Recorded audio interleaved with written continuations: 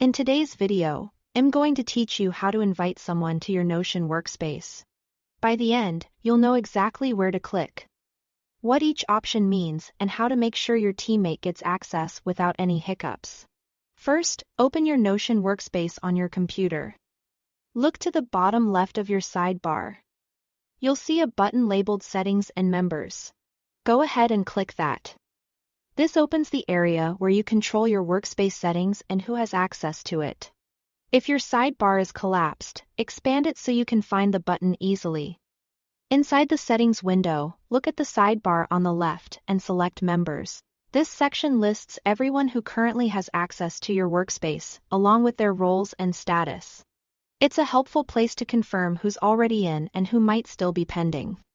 Next, click the Add Members button. This opens the invite panel where you'll enter the details of the person you want to bring in. You'll see a field where you can type their email address. Type it carefully and double-check the spelling. A small typo can prevent the invitation from arriving. If your team uses a company domain, it's a good idea to use their official work email so permissions and access match your organization's policies.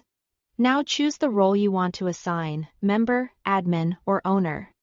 Here is a quick rundown to help you decide. Member is best for most teammates. They can create, edit, and collaborate on pages. Admins can do everything a member can, plus manage members, permissions, and certain workspace settings. Owner is the highest level of access and includes full control over the workspace, including billing and top-level settings. Assign owner only when you are confident that level of control is necessary. You can always adjust a person's role later if responsibilities change. Once the email and role are set, click Invite. Notion will send an email to the person with a link to join your workspace. You'll typically see them appear in your members list, sometimes with a pending status until they accept.